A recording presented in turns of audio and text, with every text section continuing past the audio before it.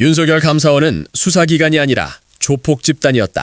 감사원 지하 고시원에서 벌어진 소름 돋는 고문 실태를 지금 바로 폭로합니다. 네. 감사원이 얼마나 미친 짓을 했는지도 지금 살펴봐야 되는데 감사원? 오늘 이제 처음 매불쇼에 출연하시는 그런 분이야. 분이겠어요? 네네. 네, 요거까지 하고 그리고 봉지우 기자님 작품 저희가 다룹니다. 네. 네, 오세요. 네.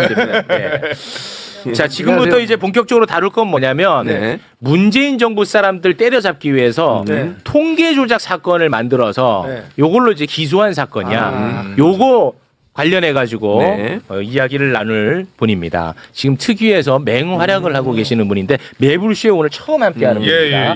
아마 이분이 국회의원이라는 사실 모르는 분들이 많을 겁니다. 사실 강성필도 몰랐습니다. 예, 이제 강성필도 검색하더라고. 이분은 뭐 하는 분인가요? 이렇게 검색하더라고. 힘을 모아주세요, 예. 이주희 의원 박수로 모시겠습니다. 반갑습니다. 제가 이분을 짧게 잠깐 설명해 네, 네. 드릴게요. 좋아요. 진짜 재밌어 이분의 이력이 너무 재밌어. 일단은 참고로 말씀드리면 네. 가세연하고 이제 싸우는 변호사로 승소한 분입니다. 그러시군요. 예, 근데 그래서. 진짜 재밌어. 내가 소개를 한번 해줄게요. 이분이 무려 2004년에 2004년? 2004년? 17대 총선에서 저 6학년 때인데. 출마를 합니다. 출마했어요? 2004년에 출마를 해. 출마했어요? 민주노동당 민노당. 비례대표 9번으로 출마해. 근데 비례 8번 노회찬 의원까지만 딱 당선돼. 되고 안 됐네. 그래서 2004년에 아까비. 아깝이. 아깝지. 아깝네. 1차 값인가? 네. 자, 그리고 2008년 4년 후입니다. 또 출마해요? 18대 총선에서 민주노동당 비례 5번으로 올랐네. 5번이면 돼. 이렇게 5번이면 돼야지. 5번은 돼야지. 5번 돼야지. 7번까지 됐잖아. 7번까지. 딱 3번까지 돼. 진짜로? 진짜. 딱 3번까지 돼. 탈락. 탈락. 그리고 나서 이제 아우 야 이거는 내 길이 아닌가 보다 해서 네. 이제 변호사가 됩니다. 그 사이에.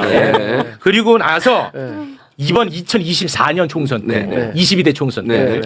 그때는 이제 더불어민주연합인가? 네, 시민당. 더불어시민당 민주연합이 민주연합. 맞습니다. 민주연합으로 이제 네. 들어오신 분이니까 비례로. 비례. 네. 비례 17번을 받아. 17번. 비례. 네. 근데 14번까지 당첨. 너무 아깝네. 14번까지 당첨된 거야. 와 이게 돌아버리는 그래서 거야. 처음에는 안 됐네, 안 그러니까. 됐어.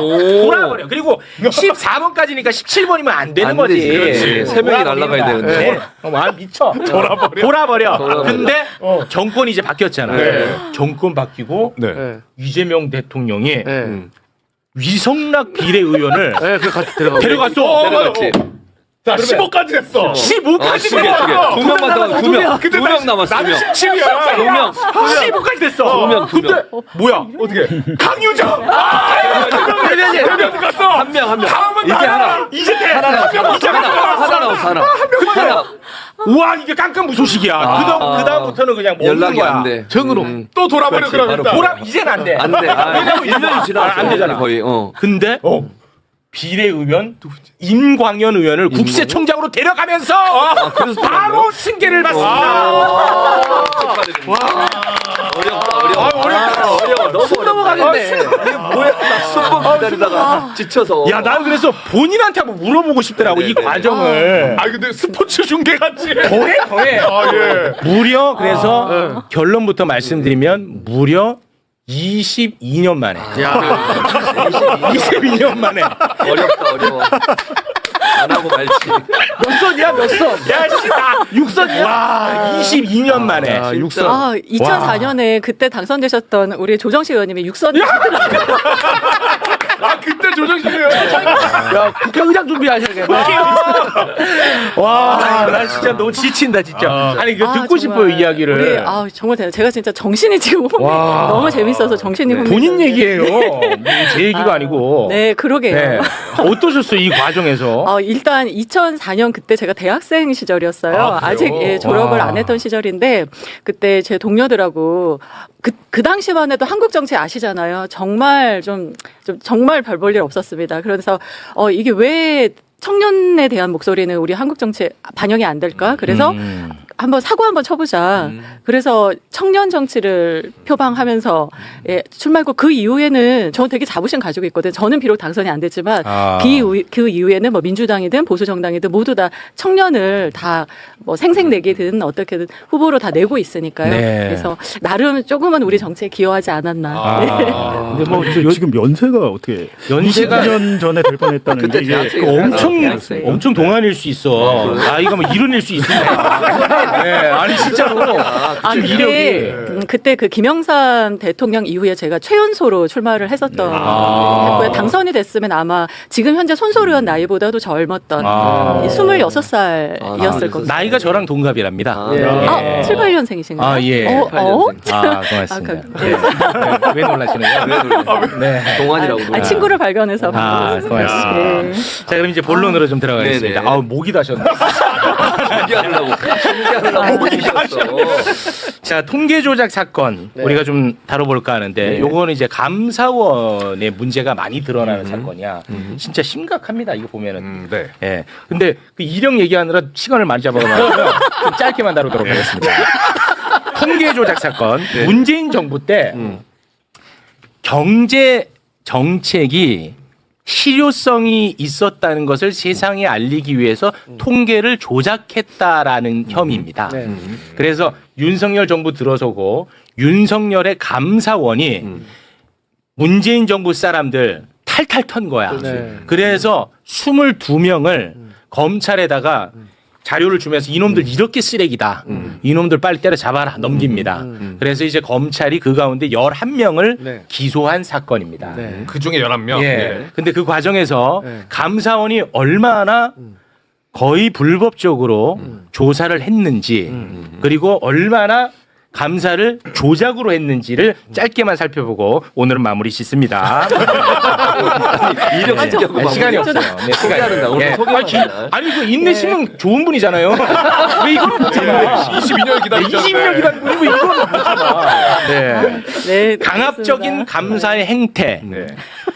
저희가 이제 영상을 준비를 했는데 요거를 듣고 우리 의원님이 부연을 좀 해주시면 될 것 같습니다. 네. 함께 보겠습니다.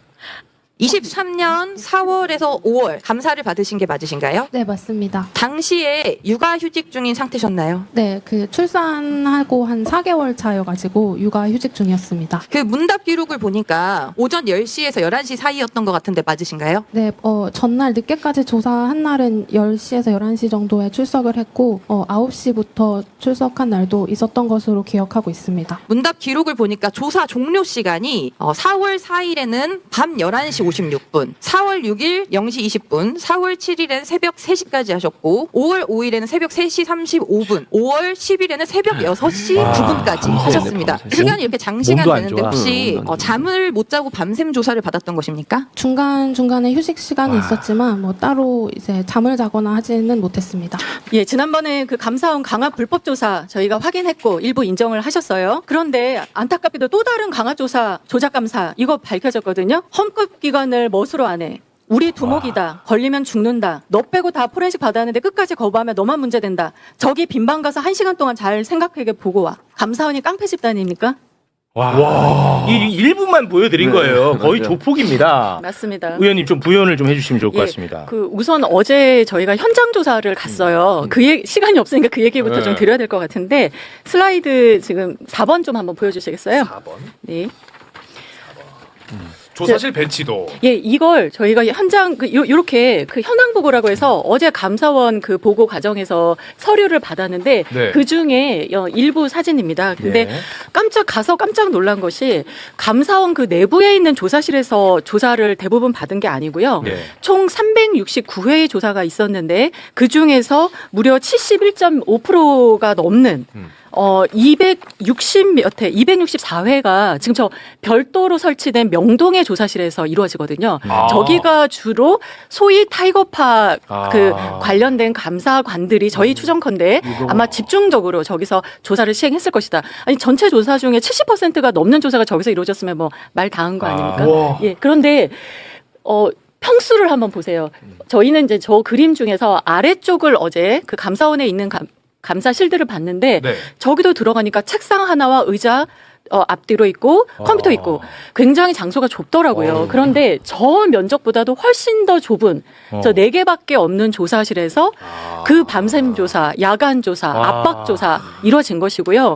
그리고 그 제가 저희 청문회 자리에서도 말씀을 드렸지만 저 문 다 열어두면 저 좁은 그러니까 고시원 같은 데서 조사를 한 거예요. 쉽게 말하면 그 다닥다닥 붙은 고시원에서 문 다 열어놓고 그 복도를 술 마시고 돌아다니면서 본인이 한 진술을 가지고 노래로 희롱하고 와, 감사관이 그런 감사원 직원이 술 마시고 했다고. 와갖고 예. 진술한 걸 갖고 막 노래 부르면서 그 조롱하더라는 거야. 예, 트로트 부르면서 복도 다니면서 소리 지르고 그리고 문을 다 열어놓으면 옆 소리가 그 고시원이면 옆방 소리 저희 알잖아요. 네, 와. 다 들리지 않겠습니까? 근데 그 소리들, 그 압박하고 소리 지르고 이 소리를 옆방에서 듣는다고 생각을 해보세요. 그러니까 이 전반적인 것이 저는 뭐 어제 이제 현황보고에서도 제가 좀 지적을 했는데 여기 문화를 개선하겠다, 부적절한 언행에 대해서 사과하고 문화를 개선하겠다 이 정도의 표현이 있는데 이건 단순히 문화의 문제가 아닙니다. 이것은 기본적으로 감사원 규칙에도 위반이 되고요. 감사원 법도 위반되고 더 나아가서는 헌법상의 기본권도 철저하게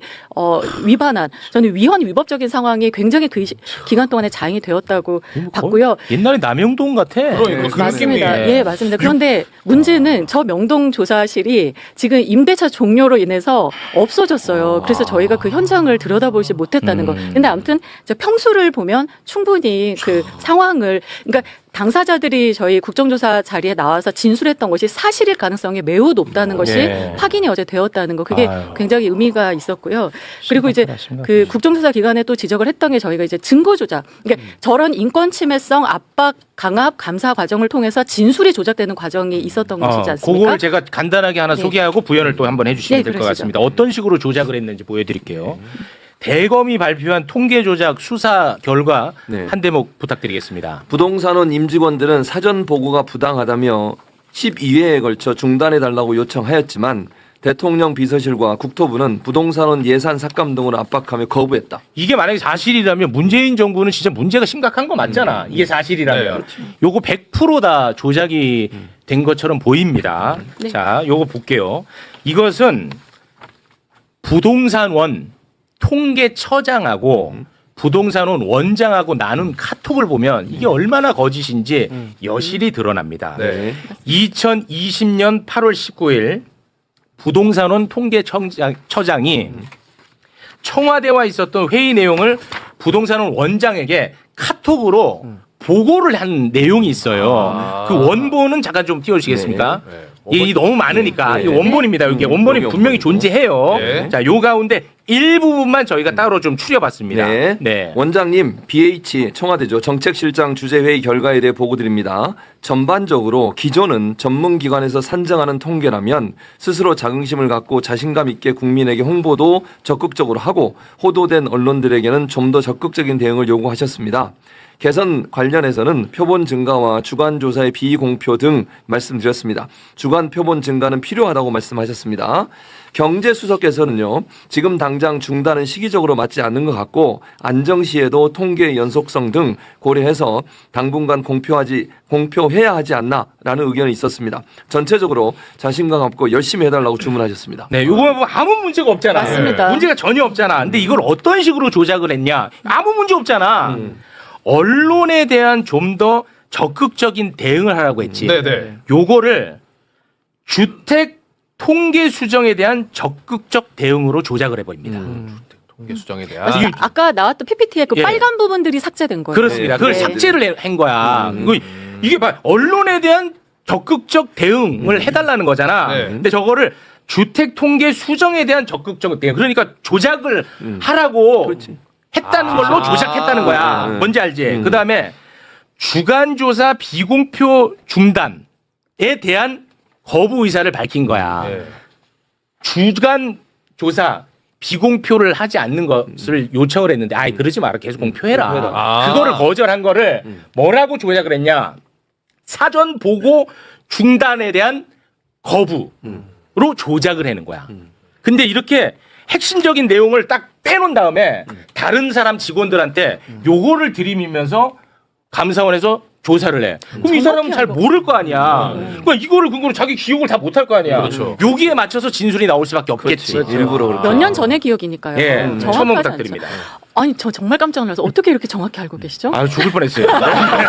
예, 저 우리 최욱 씨께서 공부를 정말 열심히 하시는 죽을 분 뻔했어요. 너무 감사드리고요. 네. 방금 말씀하셨던 그런 그러니까 특정한 부분을 빼서 언론에 대해 적극 대응하라 이 말을 마치 그 통계 자체에 대해서 적극적으로 뭔가를 하라는 조작하는 식으로 것처럼. 조작한 그 사례도 있지만 뭐 지금 PPT 띄울 시간은 없는 거죠? 하나만 되나요? 띄워야 그러면 돼요. 11, 12번 한번 좀 보여주시겠어요? 지금 저기서 저기 그 주택통계부장이 위에서부터 쭈루룩 이렇게 지시가 내려와서 1번, 2번 이렇게 하라고 하지만 2번은 고려 안 하셔도 됩니다. 왜? 주택통계 부소관이 아니거든요. 저 업무가. 그런데 그래서 당연히 2번 고려 안 하셔도 된다. 이렇게 했는데 실제 저희 조사 당시에 제시할 때는 저 2번이 뺀 형태로 질문을 하는 거예요. 그러면 마치 부당한 우리 부 소관이 아닌 2번에 대해서도 같이 지시를 한 것처럼 느껴지니 이걸 직권남용이라는 그 혐의를 씌우는 겁니다. 와. 그리고 그 다음 PPT 보여주실래요? 대단하다. 자, 당사자가 저렇게 이렇게 합리적인 지시를 해요. 이거 논리적 설명해라. 네, 알겠습니다. 답변을 했어요. 네. 그런데 저 네, 알겠습니다를 빼고 물어봐요. 저 말에 대해서 오해하게 만드는 거예요. 저 과정에 대해서. 그러니까 이런 식으로 당사자들, 그러니까 조사를 받는 그 당사자들이 한 말들 또 위에서 지시한 그 말들의 일부분을 빼서 맥락을 오해하게끔 해서 진술을 본인들이 원하는 방향으로 유도해 갑니다. 아니 이게 진술 조작이 아니면 뭡니까? 예, 이런 진술 조작 플러스 방금 보신 대로 증거 조작. 이 진술 조작과 증거 조작을 통해서 기소로 나아가는, 그러니까 허위의 증거들로 기소로 나가는 이 전과정이 이게 바로 조작 기소라는 것이죠. 예, 중요한 것은 이 지금 증거들의 조작이 과연 감사원에서 있었는지 아니면 감사원이 이제 포괄적으로 사실 수사에서 필요한 그 적법 절차 원칙 다 우회하는 거 아닙니까? 포괄적인 행정권으로 그냥 디지털 포렌식도 마구잡이로 하고 사실 시간이 있으면 제가 좀 보여드리려고 했는데 윤석열 정부 당시에 이게 지금 어제 저희가 또 받은 자료예요. 거기서 보세요. 21년에는 84건밖에 안 됐던 디지털 포렌식이 감사원에서 한 포렌식입니다. 그런데 네. 22년 윤석열 정부 들어서서 993건, 23년 674건, 24년 243건, 합쳐서 1910건, 거의 2000건까지 벌어지거든요. 근데 이 디지털 포렌식이 과연 우리 그 수사권에서 필요한 강제 처분에 필요한 어떤 적법 절차 원칙을 철저히 지키면서 했는가? 아마도 그렇지 않았을 것이라는 추정. 왜냐? 유병호 당시에 사무총장이 이 포렌식 관련한 규정을 대폭적으로 완화한 채 이 일들을 벌이거든요.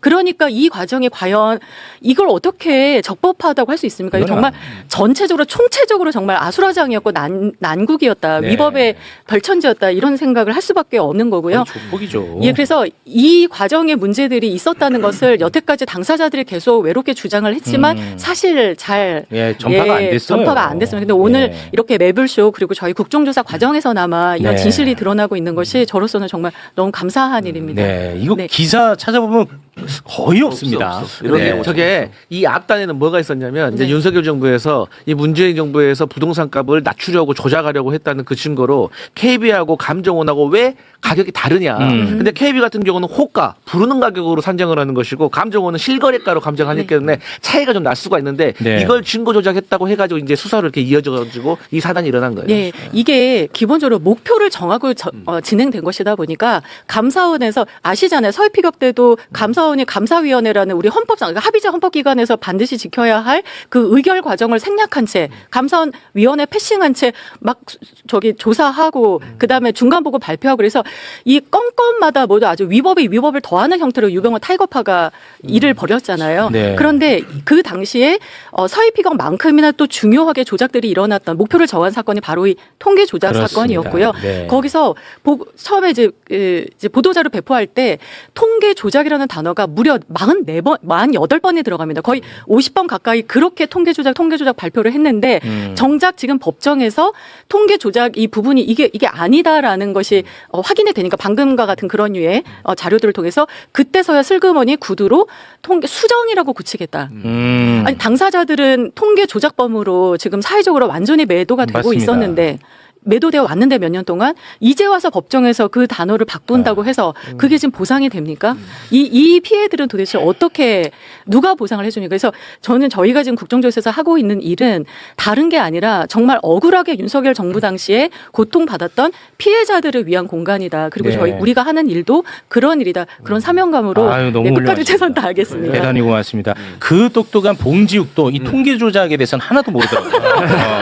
분야가 다르니까. 기자님께서 그러니까요. 이번에 큰일 제가 해주셨어요. 왜 정말. 제가 전날 국정조사 현장에 있었잖아요. 네, 계셨어요. 저랑 한상훈 기자 무슨 얘기를 했냐면 야 검찰보다 감사원이 더한 것 같은데. 오. 왜냐면 맞습니다.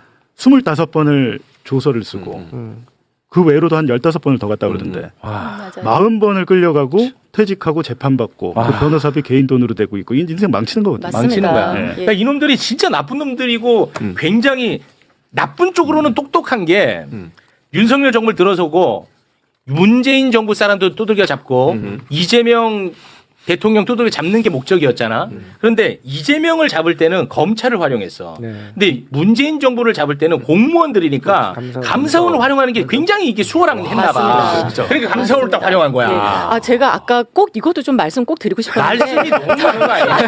22년을 기다렸잖아. 22년 기다렸더니 아니, 이것도 저희 인정을 좀 해야 돼. 그 억울한 피해자들 때문에 네. 그 특히나 또 우리 하동수 씨도 나와서 좀 말씀을 하셨는데 이것도 대표적인 정말 증거 조작, 진술 조작 사례예요. 본인이 조사를 받을 때 여기 보시면 이 사진은 제가 거기서 찍어왔기 때문에 공개는 하지 않았습니다. 네. 공개는 하지 않는데 구두로 말씀을 드릴게요. 네, 네. 분명히 본인이 조사 받을 때는 주택통계 변동률 수치가 낮아진 것을 좋아했던 것이 블라블라 들어는 이 표현을 다 삭선 처리했다. 내가 지금 문답 과정에서 한 진술 아니다라고 하면서 지웠어요. 도장까지 찍었어요. 그러면 사실 이분의 문답서에는 이것은 없는 것입니다. 그렇죠. 그런데 그 내용을 토대로 만들어진 감사원 보고서에는 버젓이 그 내용이 또 들어가 있는 또 거예요. 들어가 있어? 네, 이게 와. 니네들 변동률 수치 낮아지는 거 좋아했다? 그러니까 조작의 의도가 있었던 거 아니냐? 이런 식으로 몰아가는 거죠. 아. 도대체 이 보고서 뭡니까? 그러니까 이게 도대체 조작 기소, 조작 수사 아니면 뭡니까? 이 얼마나 아이러니야. 통계를 조작했다고 조사하는 놈들이 조작을 해. 맞습니다. 와, 그러니까 진짜 나쁜 놈들인 거지. 네. 그래서 얼마나 억울하면 부동산원 국토부 직원들이 저희한테 제보를 하고 나와서 비록 얼굴은 공무원이니까 드러낼 수 없지만 이름 밝히고 정말 그 생생한 육성으로 그 억울함을 호소했던 아빠께서 어쩔 수 없이 진술했다는 게 지금 생생하게 저희 회의록에 남아 있습니다. 이거 우리 국민들 꼭 찾아서 한 번씩 보셨으면 좋겠습니다. 네, 알겠습니다. 지금까지 22년을 기다려서 국회의원이 된 이주희 의원이었습니다. 대단히 고맙습니다. 고맙습니다. 감사합니다.